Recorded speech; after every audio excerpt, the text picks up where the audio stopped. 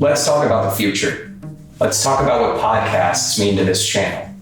And let's settle this business before we go and overcomplicate things.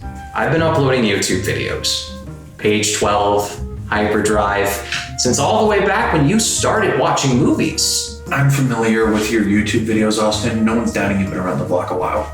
Then why the resistance? You and I both know it. YouTube's gonna be a big nest of podcasts soon. Yeah, that's a bad thing. Then why not join the party? Bomb Squad has the brand potential. You have the talent, Tanner. I have access to the computer and the editing software. And all that's not to mention the others who are choice voices making noises. Podcasts are the future. They are the new media. You come into my house during my movie night to talk about the future, and then you tell me the future is podcasts instead of shows. Visualizers instead of videos. Right, buddy? I got a degree in filmmaking, not dick jokes. Right? And I'll tell you something else, you wise son of a bitch. Wait, Tan. I'm not a complicated man. I like videos. In particular, I like memes about Sonic. But I don't want to do more work than we have to when everybody else has already settled for less. Podcasts are the people's art form now. Think of all the money that you would save on opening bits alone. You know, podcasts are just fine for some people, but us, the Bomb Squad, we can do more than that. And we should do more than that. Right? So, I'd consider this business settled if I were you. Now, I got 20 minutes left in my movie, and I'd like to spend that time watching it with my friends.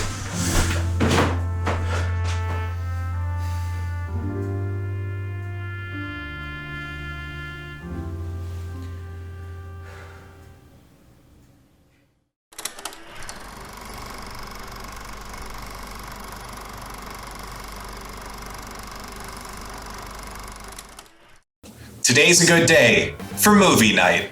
That's right, your eyes don't deceive you. We changed the title of the show. After thinking about it long and hard, we unanimously decided calling this program a podcast really undersells the fact that it's got pictures. This is Bomb Squad Movie Night, episode 86 if you count the old show too. I'm your host for today, Mr. Penis P. Penis. The P stands for penis. And with me I have... Dick Craft.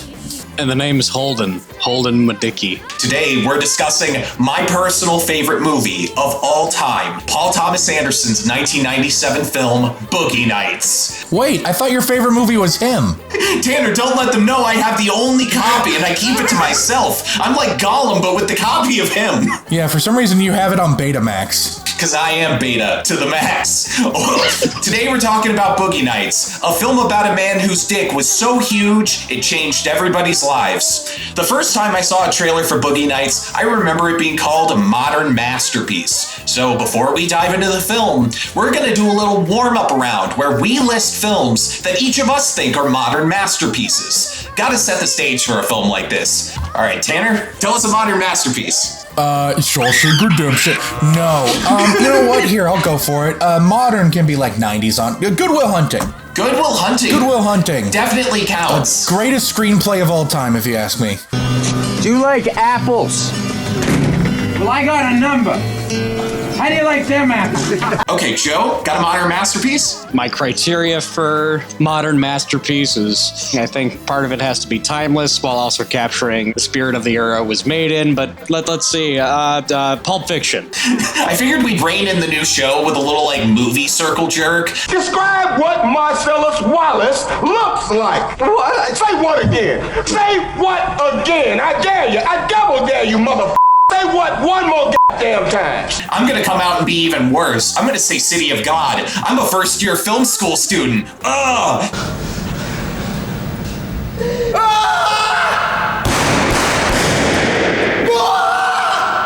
Tanner, hit us us with another one. The Truman Show. It is a surrealist masterpiece. Perhaps the greatest performance of all time by Jim Carrey, if you ask me. But more than anything, it's such an impeccably, incredibly directed film. Every piece is so intricately tied together, and I too believe Ed Harris is God. Is that the best you can do? You're gonna have to kill me!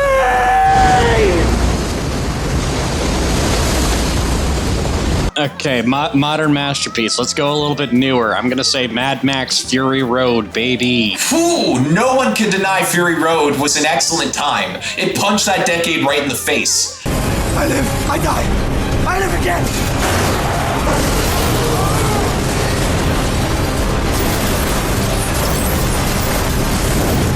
All right, the Iron Giant. Everybody likes the Iron Giant, right? Yeah! Who doesn't love it? Bogart, remember?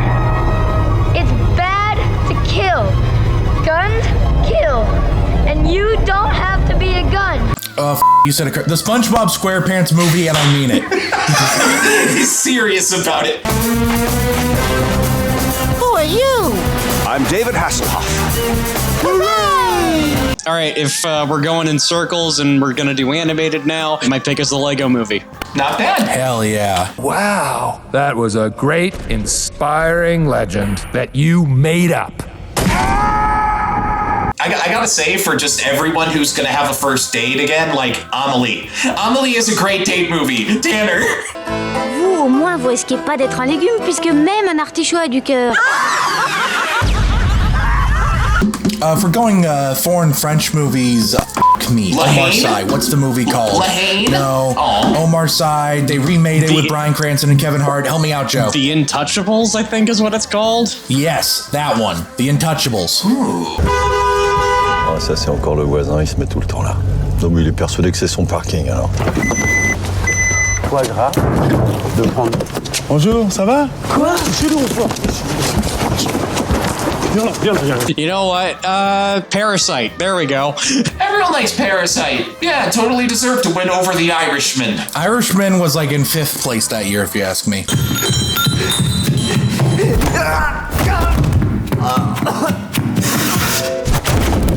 Speaking of things getting at the Oscars, I think we all agree The Social Network, right? Yes. Yeah. I want to hire the Sopranos to beat the shit out of him with a hammer. We don't even have to do that. That's right. We can do that ourselves. I'm 6'5", 220, and there's 2 of me. Well, if we're talking about movies that had that kind of reputation, Get Out. I know we just talked about Nope a few weeks ago, but Get Out. Jesus. I don't want to get chased off the lawn with a shotgun.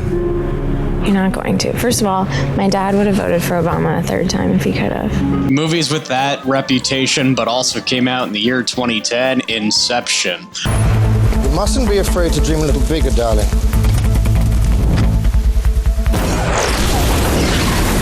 I got shown this in film school as like an example of like a perfect movie, like Shoot for the Stars, Whiplash. I love it.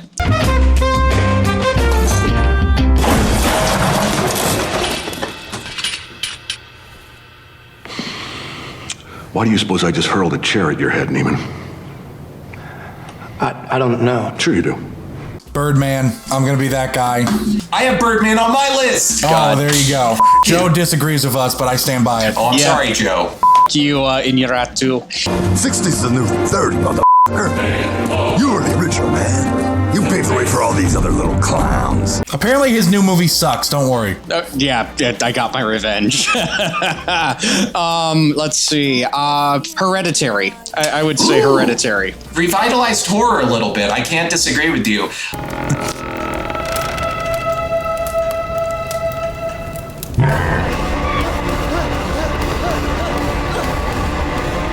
How's everybody feeling about Oh Brother, Where Art Thou? It's great. It's really good. I love it. It's Brandon Dietrich's favorite movie. Oh, really? Honestly, if you ask a lot of people in general what their favorite Coen Brothers movie, you'll get a lot of answers are, Oh Brother, Where Art Thou? In the metallurgic arts before straitened circumstances forced you into life aimless wanders.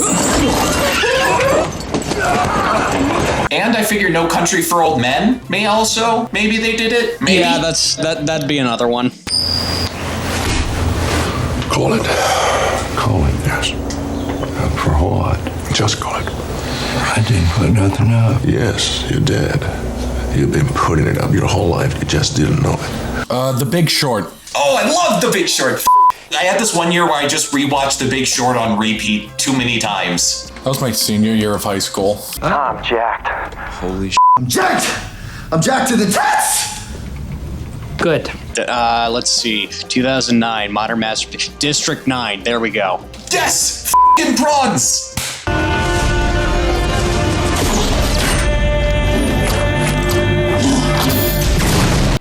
Old Boy. Old Boy. Yes. Who doesn't love Spike Lee? Same country. Same country, same year, Memories of a Murder. Yes! 몇 조각 넣었는지 기억나? 3조각. 씨발 쳐요. 4조각. 5, 6, 7, 8. 하지 마! South Korea, same country, different year, The Host. Another Bong Joon-ho movie.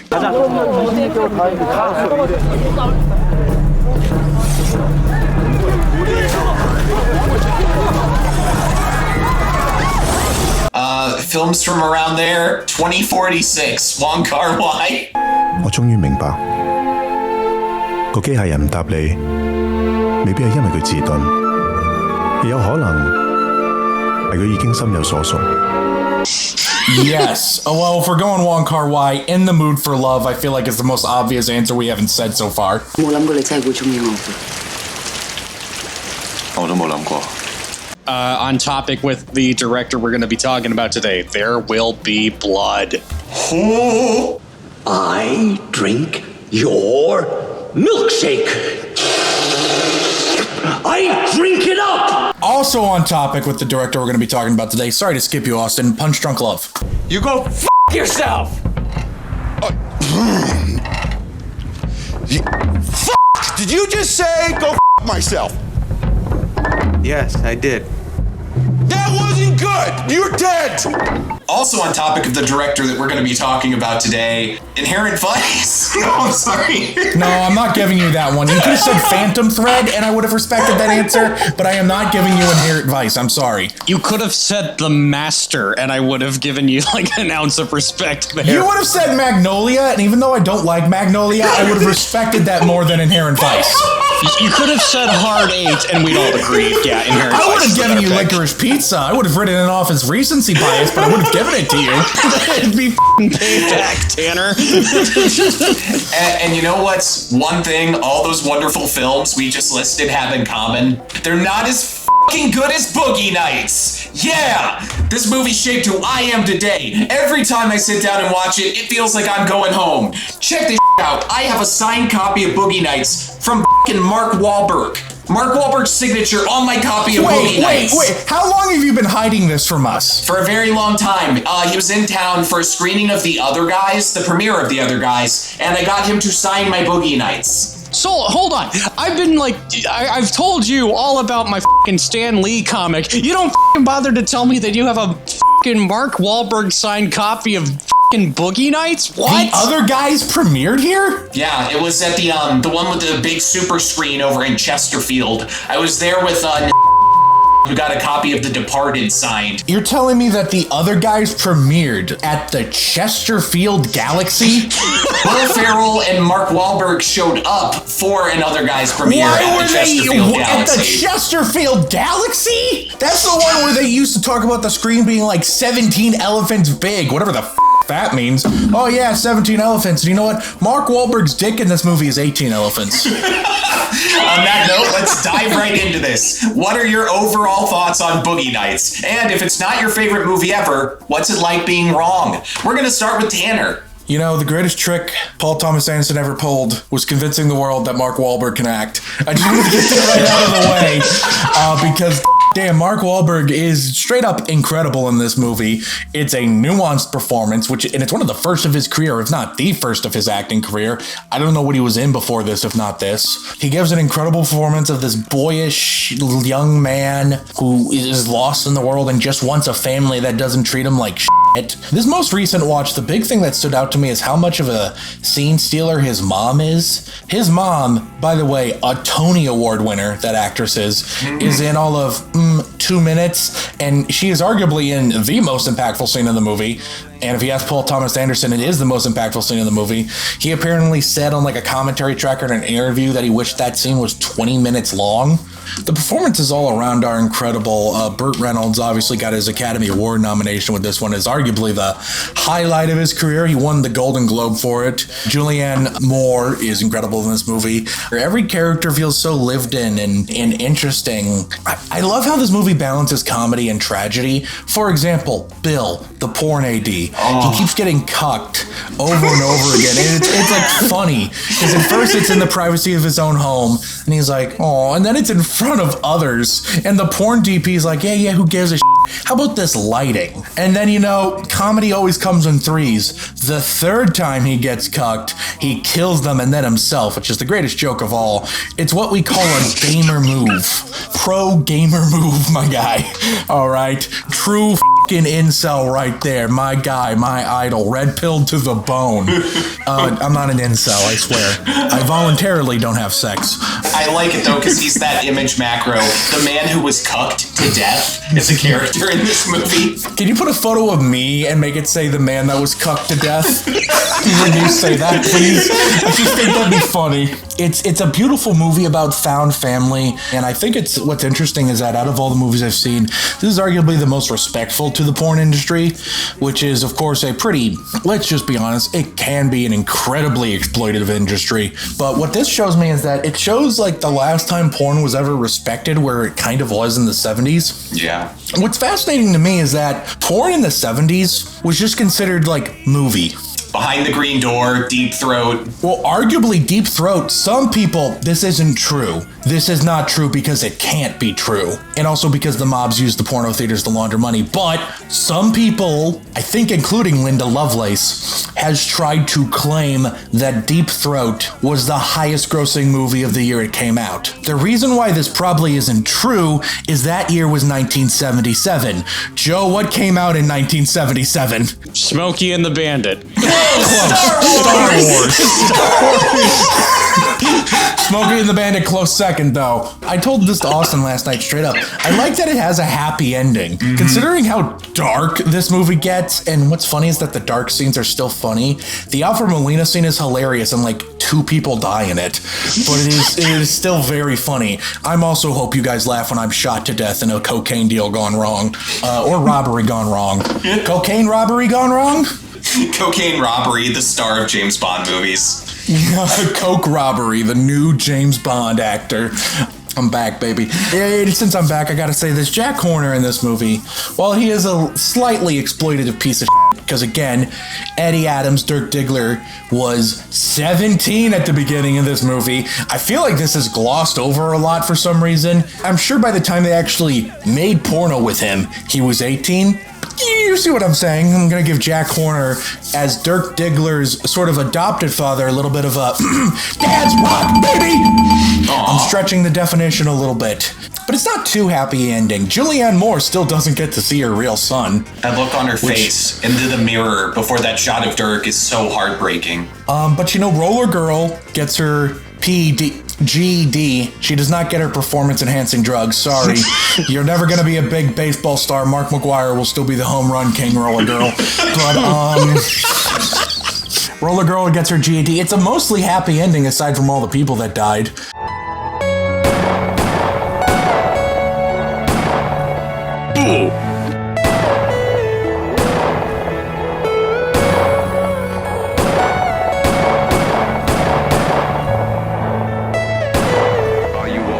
And I guess Philip Seymour Hoffman's character is still kind of happy. So that reminds me, speaking of Philip Seymour Hoffman, I just want to get this out there. The funniest, and I mean by far, the funniest shot of the movie is after Dirk Diggler storms out of the failed porno shoot, and then there's just a shot of Philip Seymour Hoffman going, the weirdest pose of all time, and they hold on it. It is unbelievably funny. John C. Reilly has always looked 43. Back to you, Austin. Thank you very much, Tanner. That was a lot of good riffs. All right, Joe, how'd you feel about Boogie Nights? All right, so I've never really gotten to talk about Paul Thomas Anderson on the podcast. I was not on the Licorice Pizza one. I still really like this movie. It's not my favorite Paul Thomas Anderson movie, but that winner has to still go to Magnolia, even though Licorice Pizza is like a close second. Like, I don't think there's ever been a movie where I've tried to like pay homage to like one very specific scene in a movie than there is with Magnolia. For reference, it's the Wise Up sequence. But yeah, no, I still really like the movie. The one aspect that I know everybody will always talk about with this movie is the soundtrack. Fun fact about this movie, this was released in the late 90s. And in the late 90s, there were a lot of movies that were released where the soundtrack was much more popular than the movie.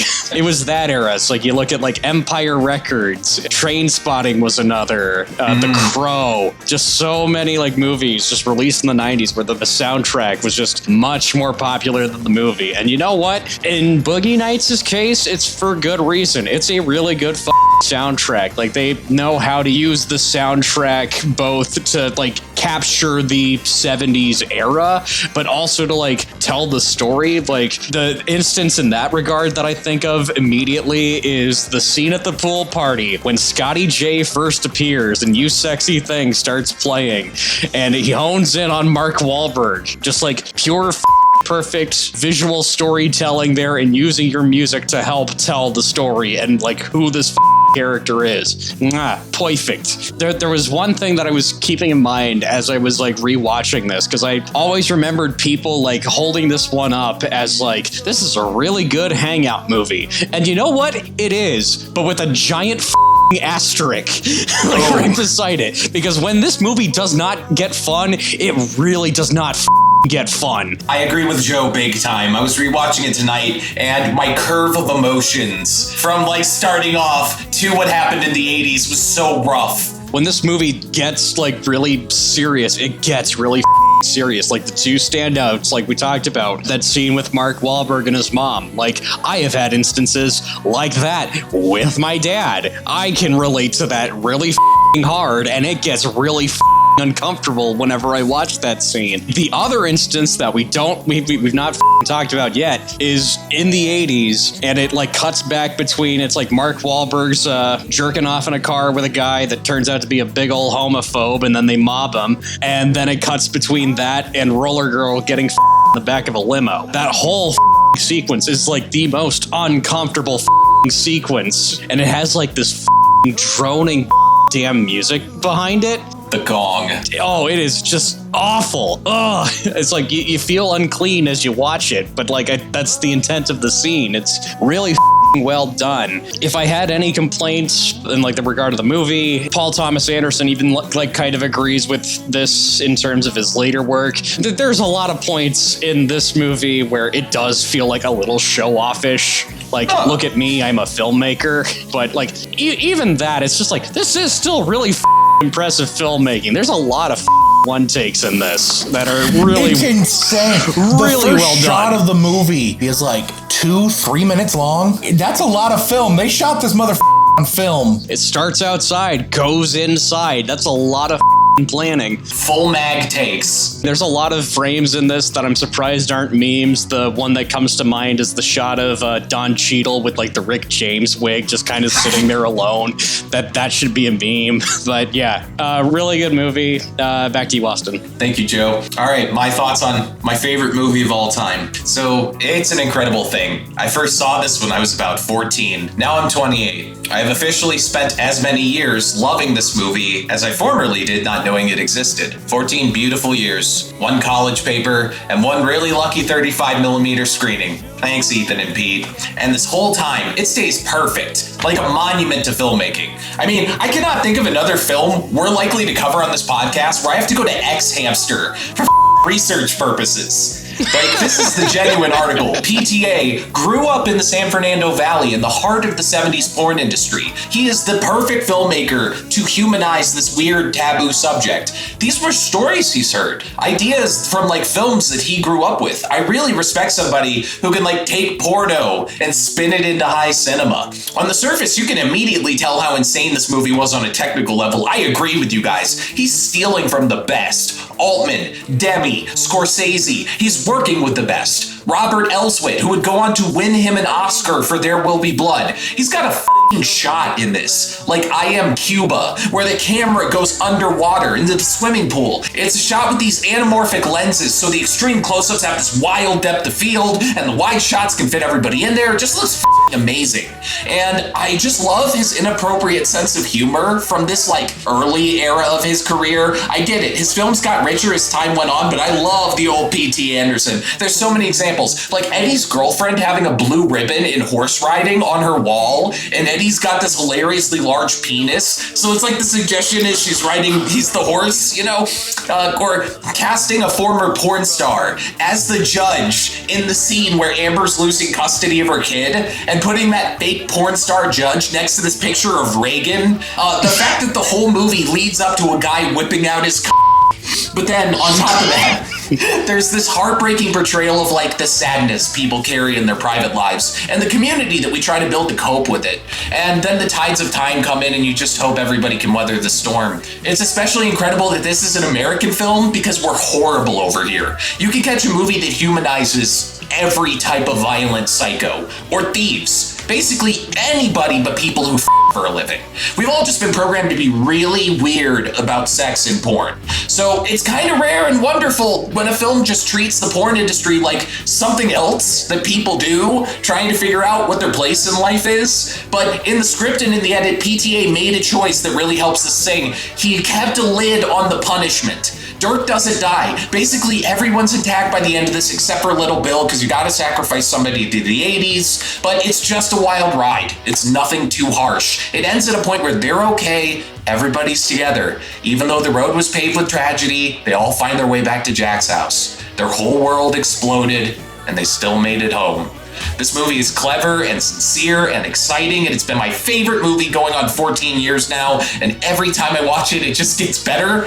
Thanks for letting me say all that on the record. Now, we're gonna cut to commercials, and then we're gonna return for general discussion. Stay tuned. I can't wait. I have something very important to say. You know what? I'm the biggest star here, man. That's the way it is. I want to it's my big dick, so everybody get ready now. Dude, this is a Wendy's restaurant. And we're back. Welcome to Bomb Squad Movie Night. We're gonna get into general discussion about Boogie Nights. Be a little more freewheeling. All right, who has some general they want to discuss? I do. Confirm or deny, fellas. Same energy. Cap lifting Mjolnir, Mark Wahlberg pulling his out. Same energy, right? The exact same energy, right? I'm correct. I'm right? It's the same energy, right? I'm correct. They hated Jesus because he spoke the truth. Oh, wait. I have a real thing. Alfred Molina in this movie. Yes. He's in a scene, but he arguably damn near steals the whole movie, and to this I propose, is Alfred Molina perhaps the best scene stealer of all time? Because hear me out, another movie where he only has one scene, Promising Young Woman, and he arguably steals the movie in that. It's the best scene of the movie. Another movie that he's in for only a scene, but he doesn't steal the show in, Raiders of the Lost Ark. I tried to make an argument with Austin over text the other day, and he was just not fucking having it. Well, I was trying to say, him having all those spears in his head is the coolest part of the opening, and Austin literally just replied with one word, boulder. And I was gonna say, boulder comes right after that. Yeah, okay, but it's a really great death face. To answer your question though, Tanner, I will say yes, because you know what? In this scene, Doc Ock kills the Punisher. So you know what? Yes, I'm gonna agree to that. Oh my God, that is Thomas Jane. That is Thomas Jane. Holy shit. Before anyone knew what he was capable of, acting his fucking ass off, and specifically that scene. Although I gotta call this out, it's method filmmaking, okay? Those were real firecrackers on a closed set being really loud, and it took like 6 days to shoot or something. So everyone was really up during the shoot. It's like if you really took people to the jungle to film, except instead of the jungle, it's the cocaine jungle. You're kidding. They actually use firecracker? Because I don't think I ever saw a firecracker explode. I only ever heard them. Yep, those were really exploding on set. All those reactions are genuine. Thomas Jane actually got shot. Which made him perfect to play the Punisher. What you see in Warzone is a copy. While we're on the scene, another shot that should be a meme is just that long shot that holds on Mark Wahlberg just kind of staring off into space. And it's like the whole scene is tense, and it's like kind of like funny how tense it is, but like that specific shot, just how long it holds on Mark Wahlberg just kind of like looking off into space is hilarious every time it happens. You could literally like freeze frame that moment, record scratch. Yep, that's me. You're probably wondering how I found myself in this situation. That's what that shot is. There we go. We're already turning it into a meme. Do you guys know who Mark Wahlberg's character is based on? John Holmes. John Holmes. I actually asked a parent of mine, hey, who's John Holmes? Do you know who John Holmes is? No, you didn't. I did. I was 14. How did that conversation go? Terribly. Okay, this movie is based on John Holmes, or as he was called in porn, Johnny Wad sometimes, a famous porn man with a 13-inch but there were also some specific films that this movie references. The big one that this movie references is the 1981 movie, Exhausted, John C. Holmes, The Real Story. That's what Amber's documentary was based on, even to the point where they remake parts of Exhausted line for line. I'm gonna be nice, and I'm gonna ask you one more time. Where's Ringo? Go to hell, mother. I'm gonna ask you once more, and I'm gonna ask you nice. Where the is Ringo, you bitch? You. Some people told me that food in here was really good. Good? No, it's not good. It's probably the best place in San Francisco to eat. It's excellent. Some people told me the food in here was really good. Good? It's not good. It's probably the best place to eat in all of Los Angeles. It's excellent. And On the Lookout, the weird bang bus thing they do in the limo, was based on a 1989 video called On the Prowl from Jamie Gillis. Apparently that video is just as depressing as the scene from the movie. And some of the stuff PTA researched for on-set dialogue was Bobby Hollander's 1989 video, Wacky World of X-Rated Bloopers. So if any film students want to go to X videos and do Boogie Nights research, there's the titles. There's a reason why the bang bus isn't actually picking up random women off the street. It's because if you just pick up random people, then it's really awkward because normal people don't perform in bed like porn stars do. God. I do, but I'm built different. You mentioned this, and it's like the one scene where it's like, I don't want to laugh because it's so uncomfortable is that scene, but it's kind of funny, just like Burt Reynolds behind the camera, like directing this rando that they picked off the street. It's like, God, try and make it more cinematically sexy. Come on, it's like, don't just ram it into her. Come on. When I was watching the movie, I messaged Austin that quote because it stuck out with me as being deeply funny. You know what else is like a funny scene, but it shouldn't be funny? The donut store robbery gone wrong. Oh, just how everyone gets Reservoir Dogs shot on accident? Yeah, I love how everyone gets shot and Don Cheadle's just standing there like, oh, and then he sees the money and, hey, he gets to open a stereo store. I'm gonna say it. Don Cheadle's character in this movie is the type of guy that would do a 9/11 promo sale. Oh my God. Guys, Don Cheadle was almost Samuel L. Jackson. Paul Thomas Anderson approached Samuel Jackson to have Don Cheadle's part, and Samuel Jackson just did not get the script. He was just like, what the is this? Also, Mark Wahlberg was almost Leo DiCaprio. Leo chose to do Titanic instead. Mark Wahlberg was like choice number 12. PTA went through, Leo was first, but there was like 5 other people before Wahlberg from what I read. To my knowledge, Leo said to Paul Thomas Anderson, he's like, oh, you should go with Mark Wahlberg. Paul Thomas Anderson had seen Mark Wahlberg in this movie called The Basketball Diaries and really liked his performance. So he was like, oh, okay, let's get you in my movie. Different note, real fast. Do you know the guy who's like, oh, you can't have your recordings? This is a catch-22. That's Robert Downey Jr.'s dad. I was gonna say Robert Downey Sr.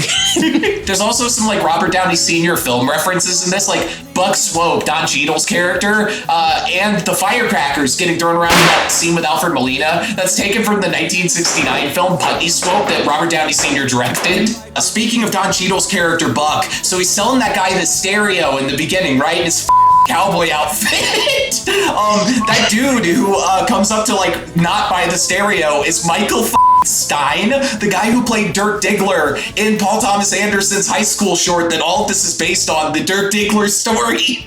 Joe brought up Don Cheadle in the Rick James wig looking sad earlier, but quite frankly, Don Cheadle looking sad is just funny. I don't know what it is.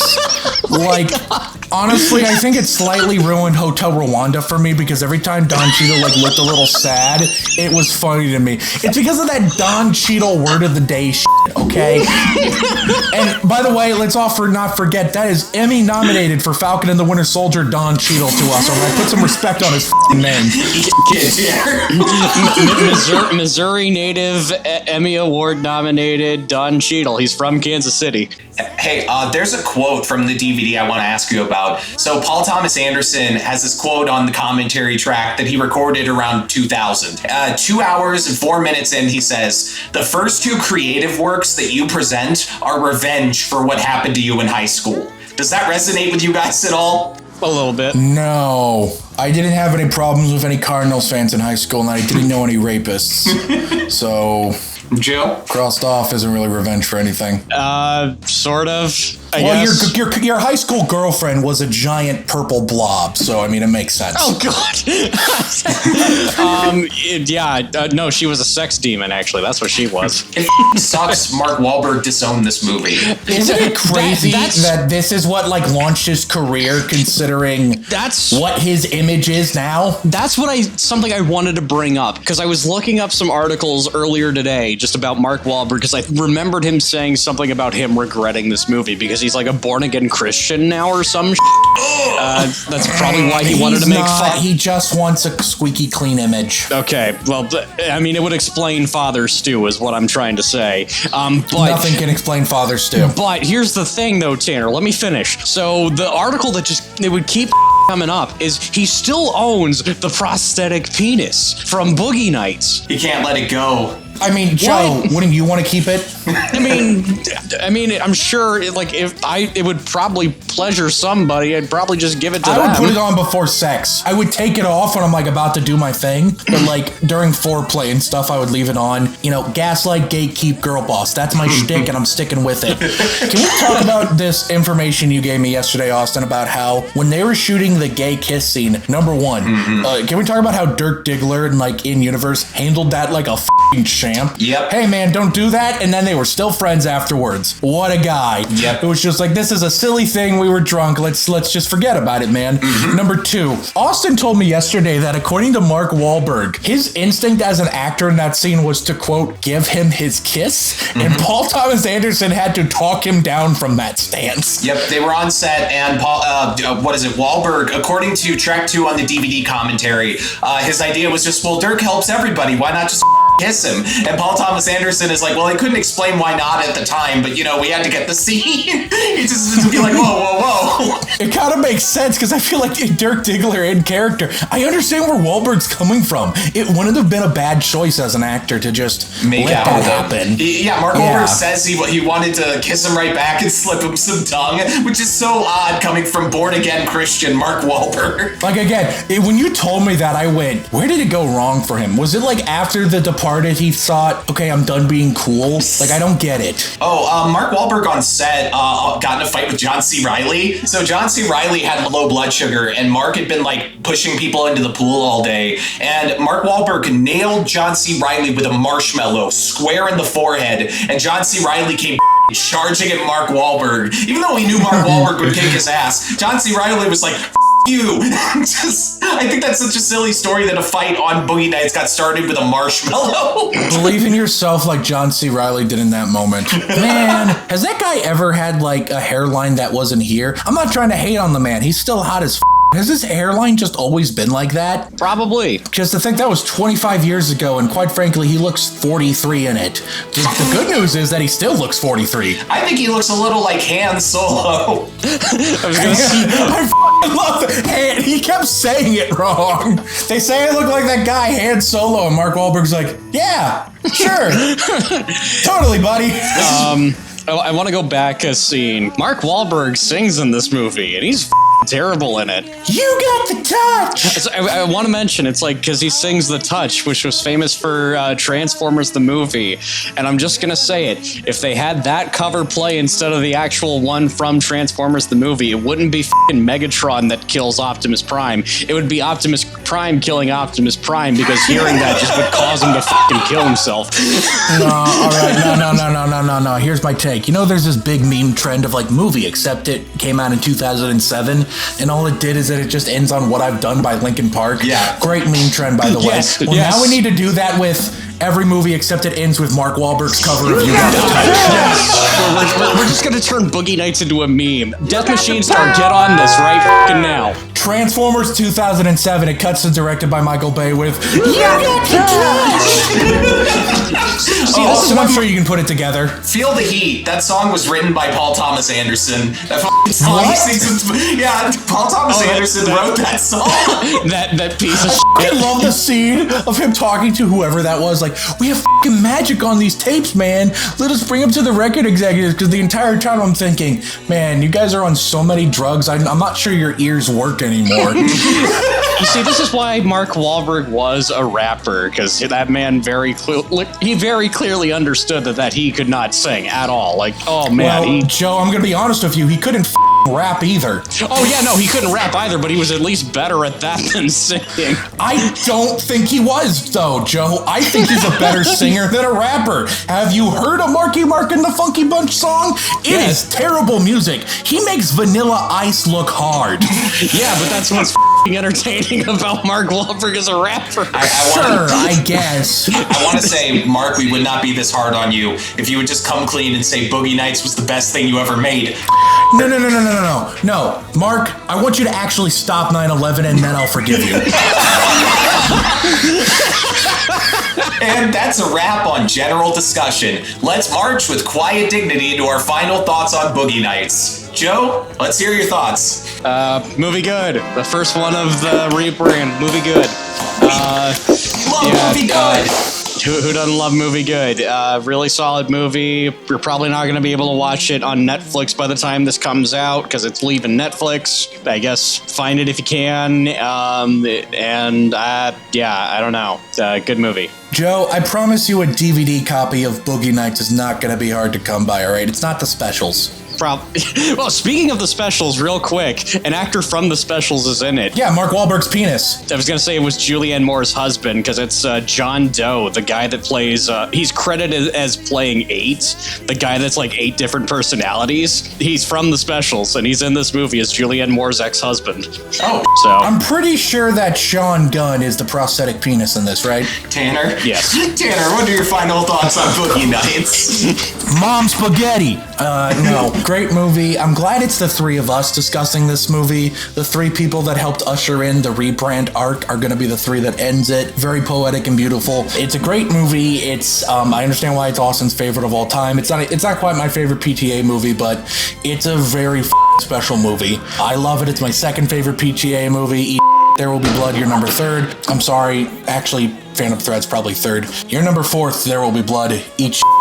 You don't have Vicky Krieps. Great movie, great movie. It's Mark Wahlberg's best performance by far. It's so weird that he didn't get nominated for this one, but he got nominated for The Departed. Not that he's bad in The Departed, but he was much better in this. I mean, granted, The Departed is his other good performance, if you don't count the post-credit scene of Uncharted. Back to you, Austin. All right. Well, let me tell you what. My dad used to play 70s music in the car when I was a kid. It's like the legend of those times have been with me forever. But the past ended, and the future's been coming at us ever since. This is my favorite movie about chasing your dreams and getting life instead. Sometimes the best we can do is try to figure out where home is. Thanks again for talking with me, guys. It means a lot, but you know what also means a lot to me? You, the viewers! Thanks for tuning into our new show that's the same show, but with a different title. If you're listening to us on any of the audio platforms, tell your friends and family that our show is the hot new religion on the streets. If you're watching on Spotify video, I hope you've enjoyed all our talk about and jobs in our Lord Christ. If you're watching on YouTube, thank you so much. Every new view gives me the strength to face my family members, even though this is what I do with my time. Speaking of that, we'd love it if you could throw some money at our Patreon, because it would sure help us run the channel. Getting paid to do this would be like a dream come true. Coming up next week on Bomb Squad Movie Night, we're dancing with wolves in Fern Gully the Last Rainforest. That's right, we're discussing one of the highest grossing films of all time. The highest grossing film of all time. James Cameron's 2009 science fiction epic, Avatar. Hosted by me! I'm back, baby! He's back! Remember to tune in because that's gonna be 4K as hell. This has been Bomb Squad Movie Night, a show that definitely isn't just a podcast. Remember, everybody's blessed with that one special thing. What's yours? See you next week. I'm autistic, that's my special thing. Or is that a special need? I am a big, bright, shining star. I slid my ticket across the table and I said, "Sorry guys, I gotta see about a girl."